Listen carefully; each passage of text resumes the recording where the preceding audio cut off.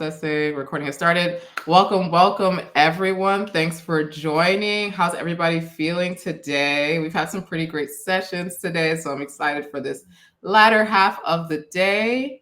Put it in the chat. How are we doing? Hi, great. And you? Girl, you know what? I'm actually good. I was tired earlier, but I'm actually feeling really great now. And so very excited to join my friend, Michelle Beatty, with this workshop. It's going to be a great one. Hope you brought your pens, you brought your paper, you brought like a note, something to like write down notes. This is going to be a good one. This is not going to be something that's going to be too passive. You're going to get involved. We're going to take the reins on our career journeys. We're going to take the reins on Project Readiness. Like, we're going to get into it. You're feeling good? I'm great to hear. I love to hear it, Allison. I'm glad you're feeling good. All right. Just a couple of announcements, reminders. Be sure to be checking our event schedule for any other sessions. I know we have, I think, one more happening today. So make sure you RSVP for that and any other sessions that'll be happening for the rest of the week. Just pre-register for those. Those make sure to give you reminders for that as well. And yeah, that's pretty much it. I will hand it over to Michelle to start her presentation. Oh yes, and please download the workbook. Yes, please download the workbook. I'm going to put it back. It's in the chat, but I just added it again for everyone to download.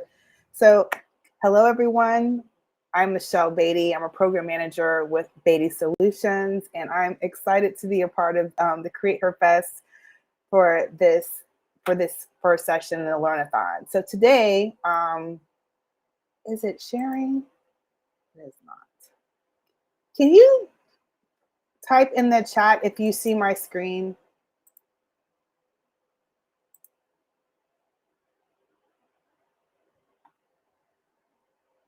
Oh, hold on. Well, do you see the presentation? Darn it. Oh. Yeah, you might have to reshare. So if you click share, same process again. Yeah. Here. No. My apologies. Thank you, everyone, for your patience.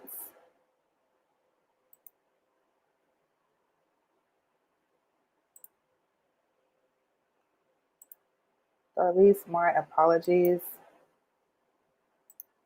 Very good. You know, Mercury's in retrograde.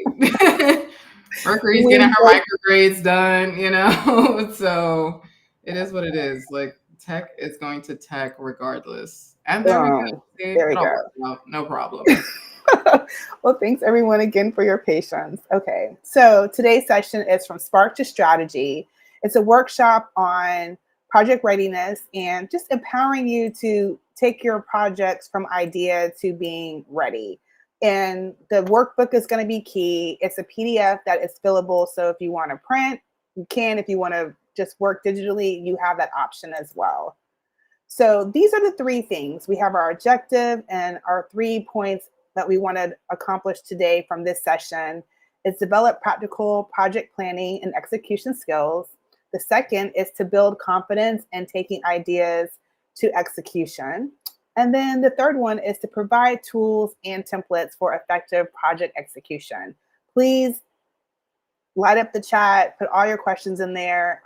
Definitely look forward to incorporating your questions in with the session. So let's kick this off with from idea to execution. So there are 4 main stages that I want each one of you to think about when you are preparing taking your idea to execution, your project. Number 1 is idea validation. The second one is project scoping. And then third is the stakeholder analysis. And then we're gonna end with risk assessment for today's session. So Darlise, let's kick off with the first poll for step 1 for idea validation.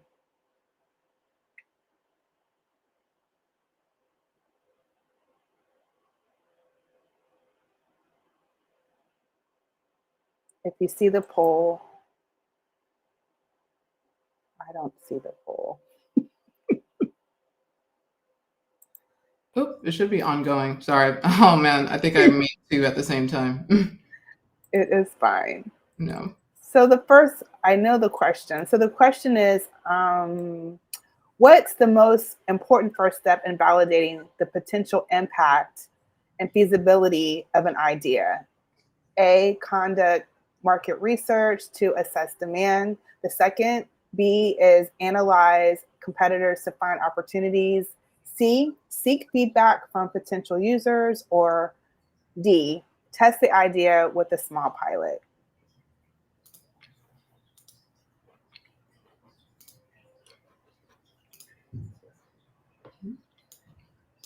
And if you chose C, you're correct. Seek feedback from potential users. And this is often the most crucial, right?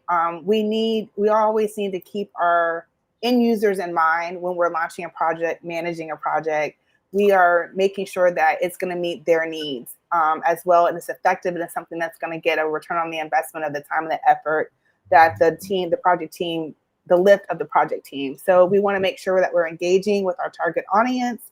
We want to make sure that the idea addresses, real needs, real solutions that is implementable, and then also it provides valuable insight. And we can guide this further through validation steps like market research and prototyping.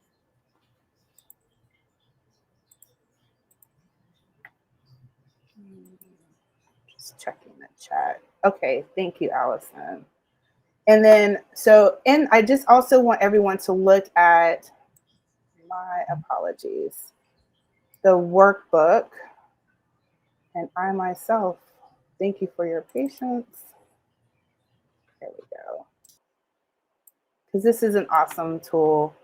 So if you look in the workbook, if we're going to go down to the first, see on page 2, we talk about product development worksheet. And then here, I want to discuss with everyone, like briefly discuss your product in 2 to 3, your product idea in 2 to 3 sentences, research your market fit, like what problem does this product solve and who is the target audience, and then what existing solutions or competitors are in the market. All of these things are very essential in project planning to have a clear understanding of what you are developing and make sure that it's validated. So an example of defining your idea in 2 to 3 sentences could be: our product is a mobile app that connects freelancers with companies seeking short-term project work. The app emphasizes transparency in pricing and secure payments to ensure trust on both sides. So that's an example of defining your idea in just like a short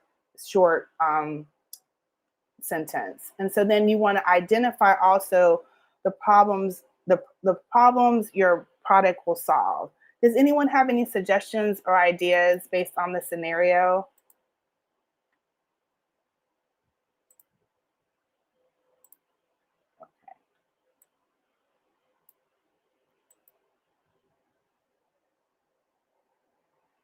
So one scenario could be freelancers often struggle to find reliable clients. So while companies face challenges in finding skilled professionals or short-term needs, our app could bridge this gap by offering verified profiles and secure payment systems. So that's one way to brainstorm your product idea, right? And you're solving the problem. That's like another way to do that.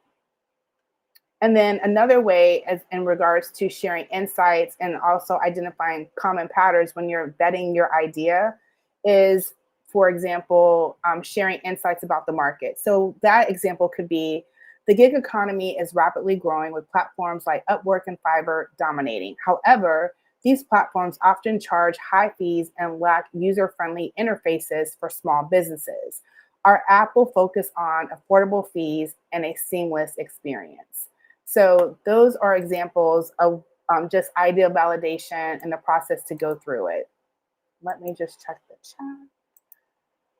Okay, I don't see any questions or comments. One thing, Michelle, if you're sharing the workbook, or if you're trying to share a view of the workbook, we only see the presentation. Oh, thank you. Yeah, no problem. Okay. Does anyone need me to go back, or do we want to move forward to step 2? Because I have no problem going back to review step 1, the idea validation.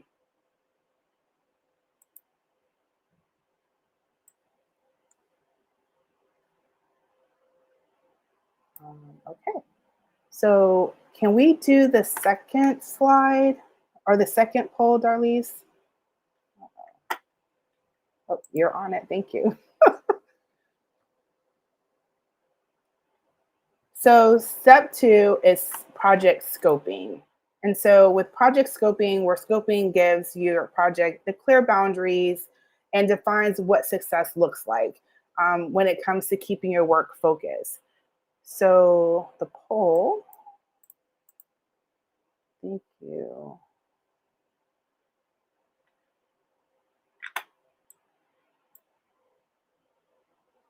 What is the most critical element to include when scoping a project? A, clearly defined goals.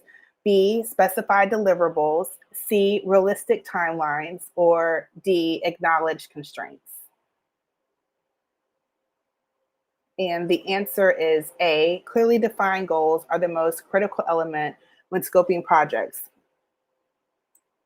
Goals serve as the foundation for all the things that all our components, including like deliverables, timelines, and constraints, the projects could prohibit them from staying focused. So defining clear goals is key. I'm gonna see. Thank you for your patience. I'm gonna share.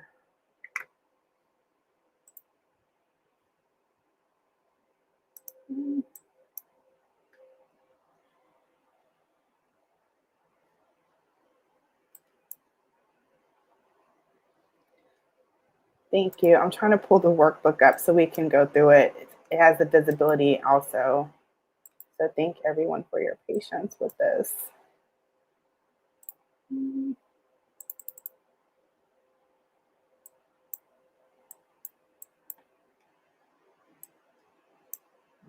let me interchange.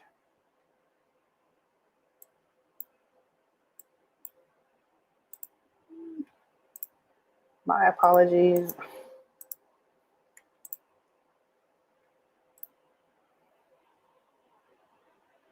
Okay.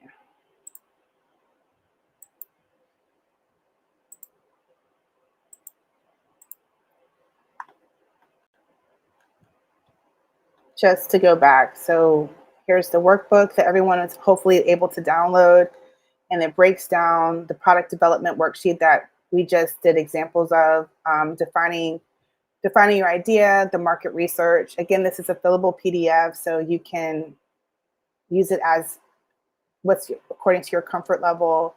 And then also here, another section that I've shared with you is like customer feedback. Like list 3 ways the customer can give you feedback, be it survey, be it one-on-one meetings, or through a Zoom call, or a face-to-face. And then key insights, you want to make sure that you make that notation, because that's going to help you as you continue on with your project.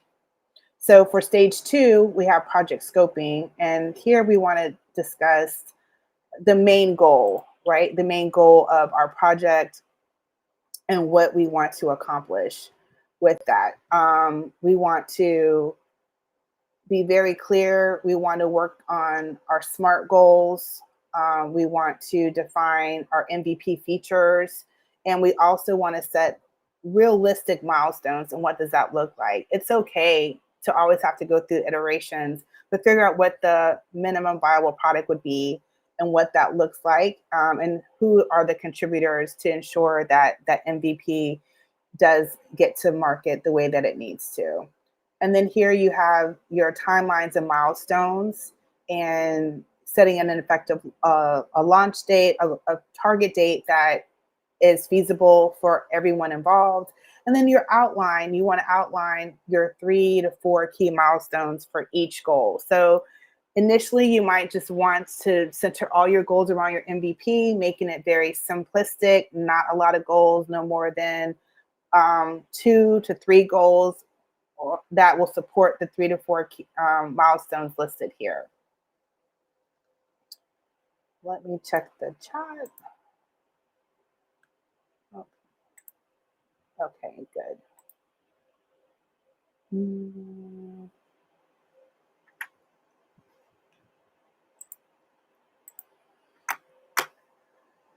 Darlise, I think we'll be ready for the next poll. And the next poll is thank you.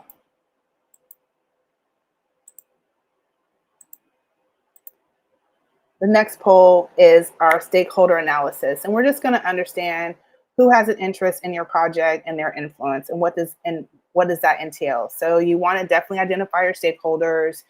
You definitely want to assess their influence and what that looks like.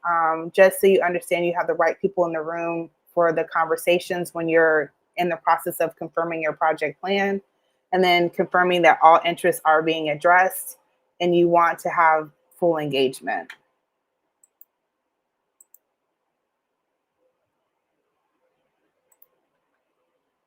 So let me check this out. So which steps for stakeholder analysis, the poll question is, which step is the most important when conducting stakeholder analysis? A, identifying all potential stakeholders. B, assessing their influence and interests. Or C, planning how to engage with each stakeholder. So the answer is assessing their influence and interests.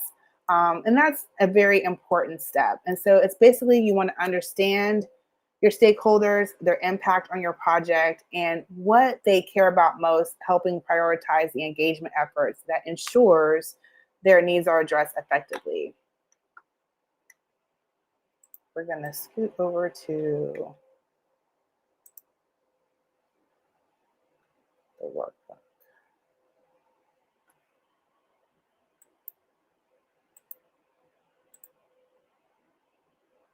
Okay, awesome. All right. So here we want to identify our stakeholders.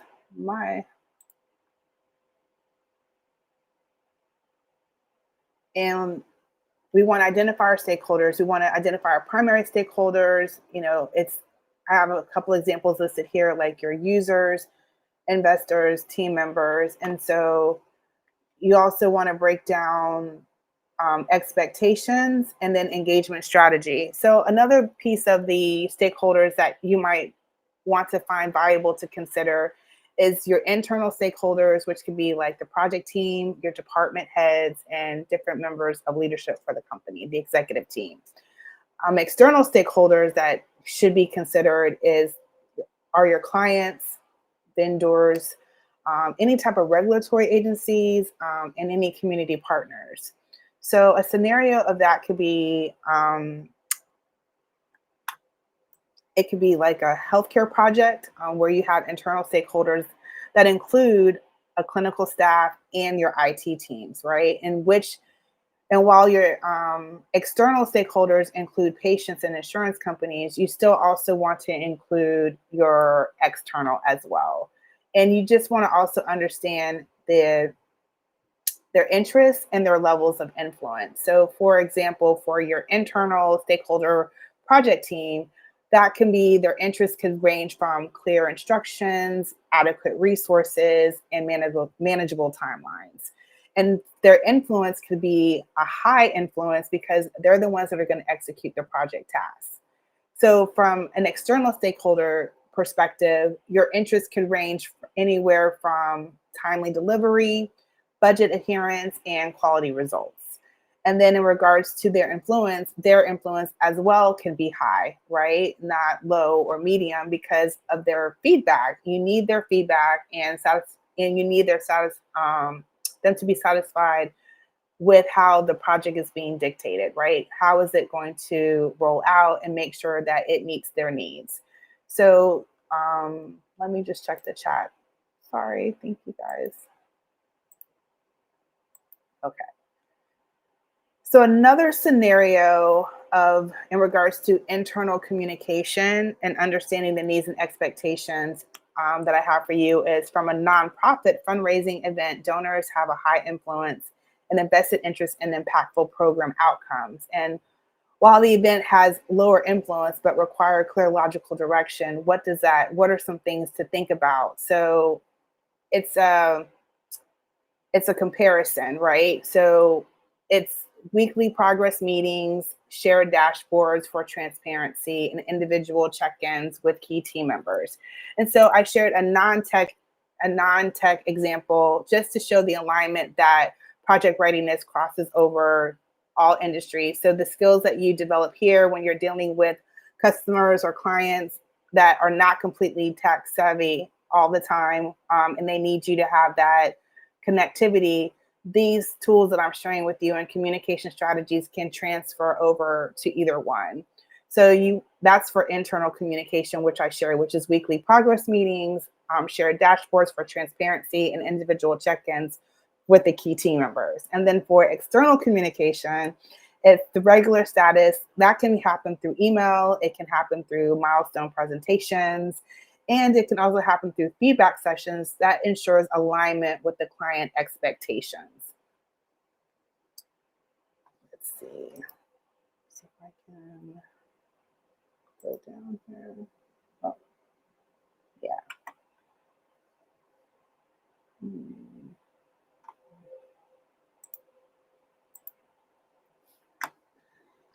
And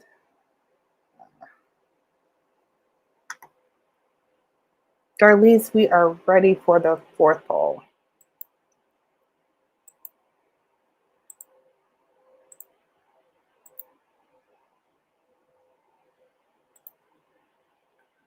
The fourth and final poll is, what is the most important step in effective risk management? One, or A, identifying all potential risks, B, assessing the impact and likelihood of each risk, and C, planning mitigation strategies in advance. And the correct answer is C, planning mitigation strategies in advance. And this is critical because it helps identify and assess risks. Having a proactive plan to address them minimizes any disruptions and minimizes scope creep as well to help the project stay on track.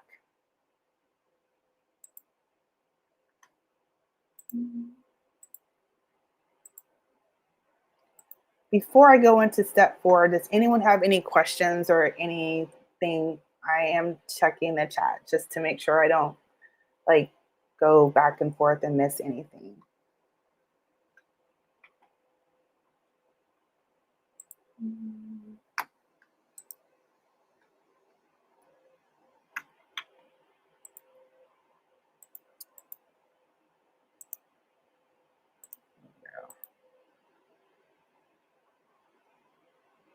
Oh, thank you, Darlise.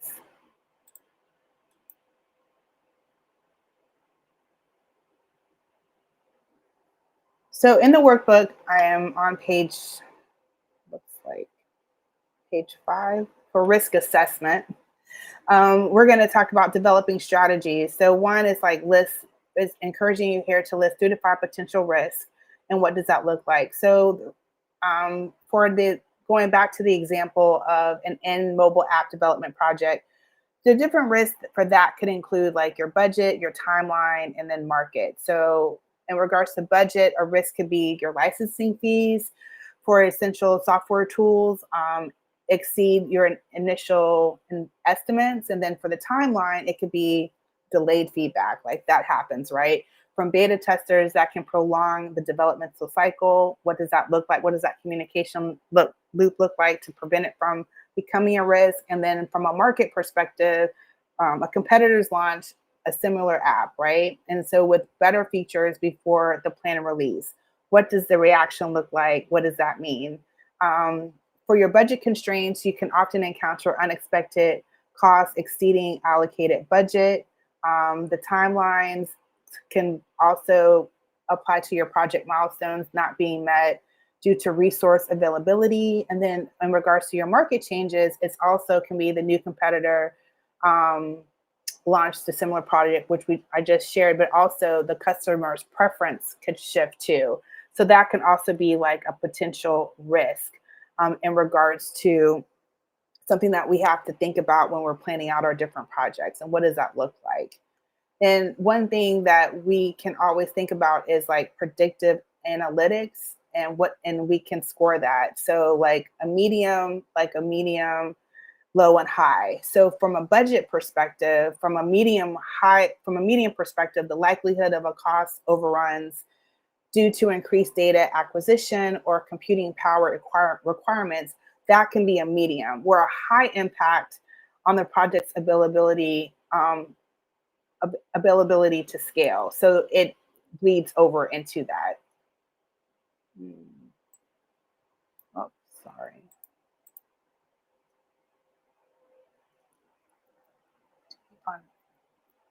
My apologies. Let me read this out loud. Do you find it beneficial to complete your risk assessment internally first before meeting with external stakeholders? Yes, I do find it beneficial to complete a risk assessment prior to one, because it gives you an opportunity to have similar products that have been, projects that have been executed or similar in task. You can check your lessons learned, your archives, and you can conduct interviews. And so that can be helpful as well. Thank you for the question. What are the key risks to consider during the initial stages of app development, and how can addressing them early, my apologies. Oh, impact the project success? Halima, thank you for your question. And I think, in my humble opinion, the key to that is understanding what you want your app to do, right? What do you want it to do? Who is your end user? What do you want it to do? And also understanding what you have the capacity to do as far as resources, and understanding your resources to ensure that you can execute it according to vision, understanding the capabilities. Because when you're interviewing different resources or assessing different resources, it might have everything except this one little component that you need, and it could be a roadblock for you, right? If it turns into a risk. So understanding your resources will be very key in the initial stages, what they can't do and what they can do. So that's my short answer. If you have any follow-up, please put in the chat, and I'll do my best to answer to the best of my ability.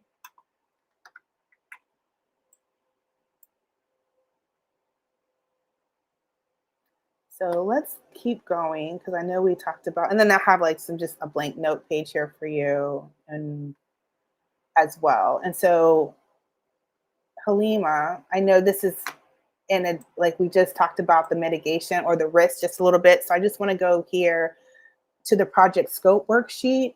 And I think this is a great this is like to go back, like here we talked about all the basic, the brief descriptions, but really getting into the supporting objectives here listed on number 2 would be very key and critical as well when you're defining your goals. Like make sure that your risks, you're using your defined goals when you assess your risk, because you want to make sure that what you have down, it does check the box, right? You want to make sure that it checks the box, and that can be a cross-reference for you as well.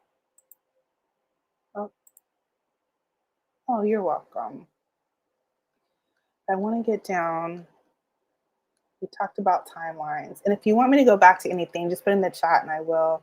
But I just wanted to go over this other section with you as well. Stakeholder map, identifying stakeholders. I hope that you find this tool like a great gift even after this session. There we go. Risk assessment. So Halima, here, if you see on page 18 of the chart, of the workbook I have created here, the risk description, technical, financial. This is also a great way just to eyeball it, because sometimes you might identify common patterns that you might not have recognized originally until you see it written out in a chart. That's why I did it in a chart form, because it just helps you get that. You can eyeball it and like, okay, well, maybe we need to step back and see this, or something might be listed more than expected. And then you have this as a great like point of reference to clarify a few things. So then we also have a risk assessment matrix here, where we talked about the likelihood, impact, and priority level. and then the mitigation strategies. And that's what I want to share some things now about this. And so, let's see here. Yeah, responsible, your mitigation strategy, who's responsible, the person, team, and then the timeline. So, one prospect of a mitigation strategy could be budget overruns, right? So, what do you need to mitigate? You could use it potentially for using with cloud providers with the scalable pricing, like is it the pay as you go model to manage computing costs, but understand what is the right fit for your proposed project. And also you want to you can use this to prevent budget overruns. You can also use a strategy to apply for research grants or collaborate with universities or shared resources, and just implement cost tracking tools as well, like to monitor and control expenses in real time. So that's one potential risk, right? And how to mitigate the strategy. Another one could be data quality issues. And so you could use a mitigation strategy for that to leverage data cleaning and pre processing pipelines to automate quality checks, because you definitely want to do a quality check to make sure it's up to standard and meeting the expectations of the goals that was listed. And then you can also use it for synthetic data generation as far as filling in gaps for different data sets. And then you also could use it for when you're doing data quality issues, a mitigation strategy as well, to collaborate with domain experts to improve the data set as far as the labeling accuracy.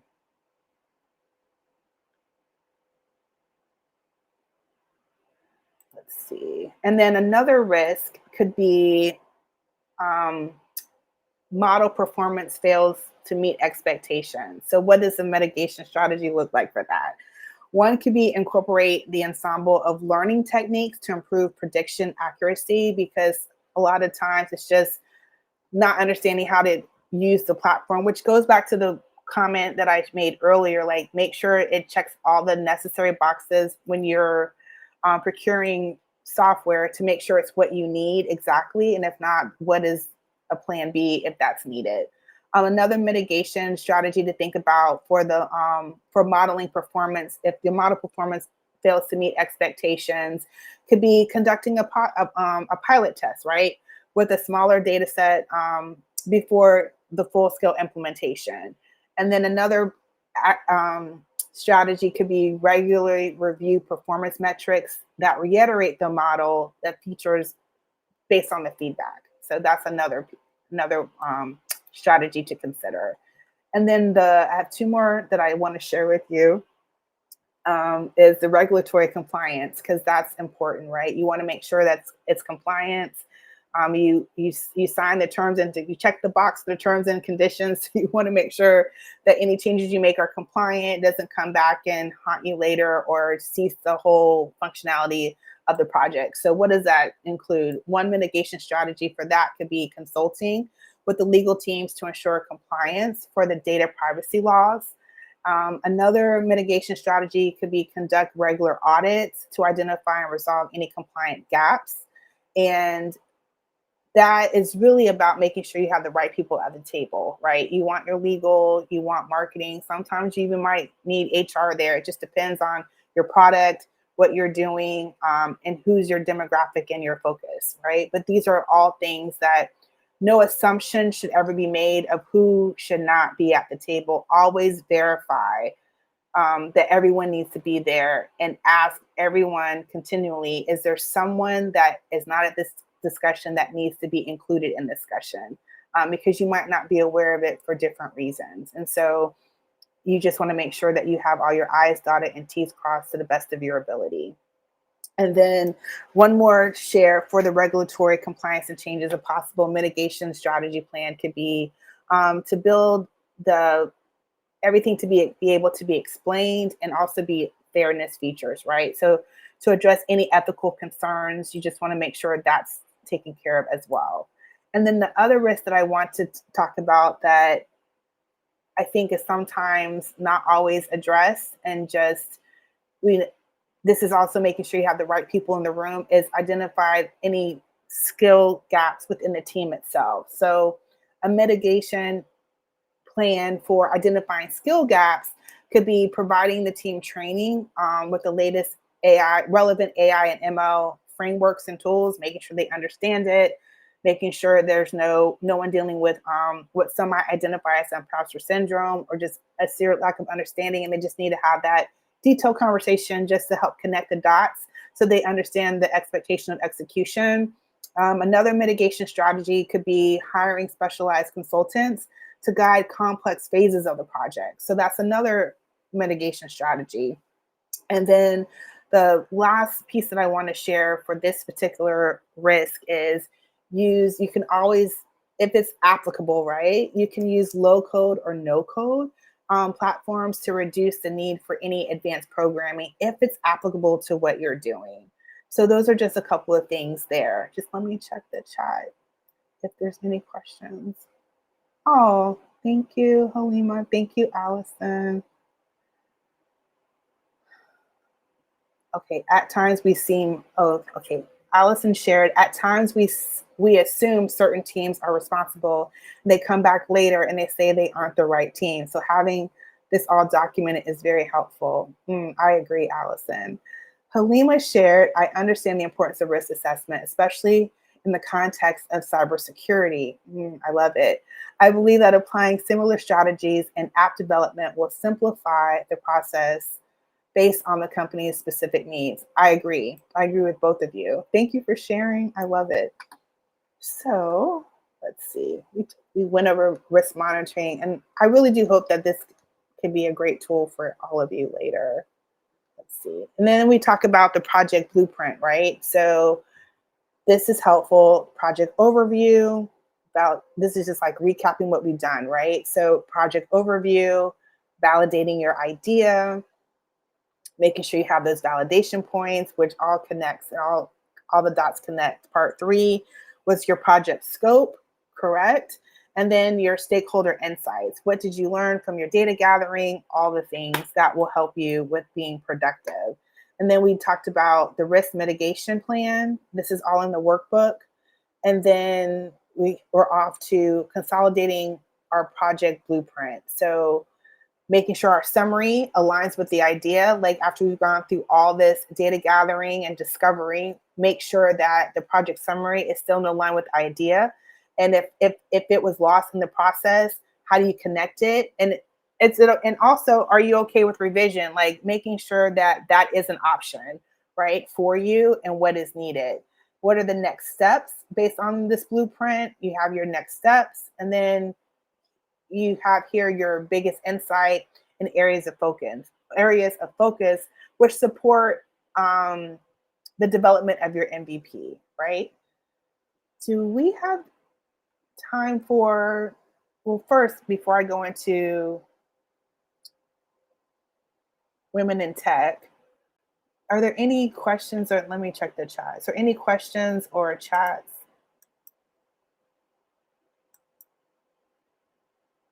Okay. Gotcha. All right. So if you don't mind, if we can go to, oh, hold on, let me share my screen. Thank y'all for your patience with me going back and forth between everything. I wanted to do a case study.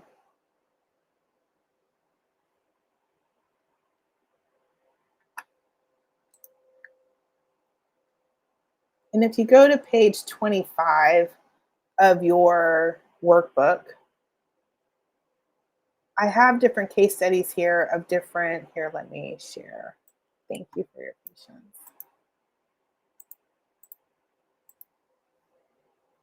I have different case studies of different women in tech that have successfully led different impact projects. So I have the founder of Girls Who Code, the president and CEO of SpaceX, and then 23andMe, all these different women that have led successful projects. And so they're just a summary of them. And then also just if you study their stories, you can find that you might potentially experience some of the same experiences that they have listed here. And then this is something that you can just do on your own and list out which organization or woman in tech that you decided to study. And you can just list their name, all the things in their project summary, their problems and solutions, what they address, how they did it, and who their target audience. And I always encourage case studies when you're going through an idea piece, the ideation of developing a project from idea to execution. Case studies are great because sometimes it prevents you from having to do research in areas like they give you clues, like successful people leave clues. That's a quote that I always find to be true. And these case studies are people that successfully left clues that you too can learn from, that you too can glean from, experience, resources, insight, strategy, all the things. So I definitely encourage everyone to embrace case studies. And just anytime you're working on a project, I feel it keeps you in student mode because you're always learning something new.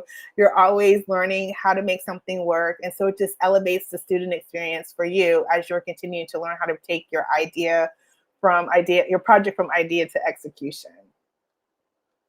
And then this also breaks down how they did their stakeholder engagement, challenges and solutions, and then any results and any outcomes as well, that might be available. And of course, lessons learned, that you have as you go through this, especially after the risk assessment. You want to go back to that. Like, what are your lessons learned, your key takeaways, and always take time to reflect. And that's why I wanted to make sure I included this in the workbook. You always want to reflect as well, not only from the case studies, but also in each process you go through. Step one, reflect. Step two, reflect. Just take that time to reflect on not just the focus of it, but also you. Like, always take time to assess yourself as well through the process. Trust. I always tell anyone in a project management role, or any founder who is leading change, bringing something new to market, trust yourself. Like, the idea was given to you for a reason. You were chosen to lead this for a reason. You were chosen to create the communications to make this project a reality, a reason. So trust your talents, trust yourself, trust your gut, and seek validation for that. Don't question it. If something bubbles up that you question, find out why and do your due diligence. Hence the case studies. The case studies go well with it's real world experience, but it also helps you strategize too. And that is everything in the workbook. And we've gone through the presentation. Does anyone have any questions in the chat or?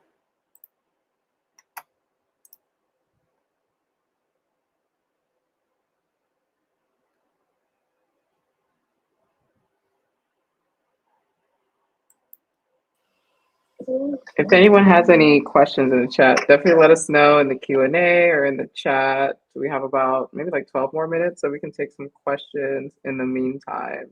Definitely just let us know. Also, if you want to come up, I realize that is also a feature. If you want to come up and give your question or have any thoughts, would love to hear any thoughts or questions. You can come up as a speaker. All you have to do is raise your hand. There's a raise your hand button at the bottom of your screen.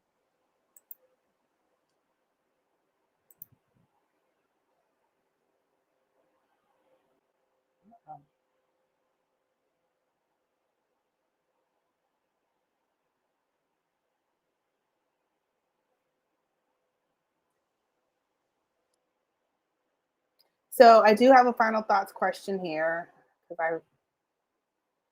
How are you going to emphasize the importance of staying connected and applying your skills for future projects? If that will help generate any conversation.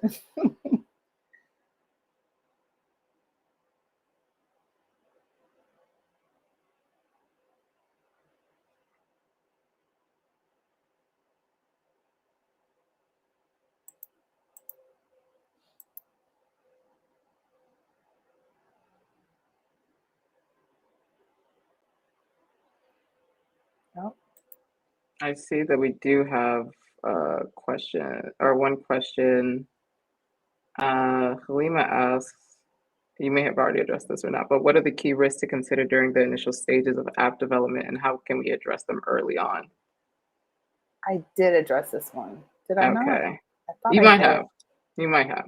And then, oh, the last question. It was just a comment. Someone said, thanks for Oh, the presentation. The material is really good and I appreciate the insights too. Love that. Thank oh, you so much. yeah, thank you. Amazing. Okay. If we don't have any questions, thank you so much, Michelle. I guess the last thing would be how can people stay in contact with you? I just realized my camera isn't on. You're How fine. can people stay in contact with you or with your content or with your business? Oh, sure. Wait, Halima just put something in the chat. She goes, I will emphasize staying connected by, hold on. Okay. Uh-oh, I lost it. I will emphasize staying connected by actively collaborating with my team and applying my skills through regular feedback and shared learning in future projects. I love it. Awesome. Awesome. Awesome. Oh no, it's fine, Alima. I appreciate the feedback and you taking the time to share. Thank you so much. If you want to stay in touch with me, I spend a majority of my time um, in the social media streets down LinkedIn lane. So you can always find me on LinkedIn. Michelle Beatty is it's my name, and I'm sharing all the time. So please connect with me on LinkedIn. That's my primary platform that I'm on.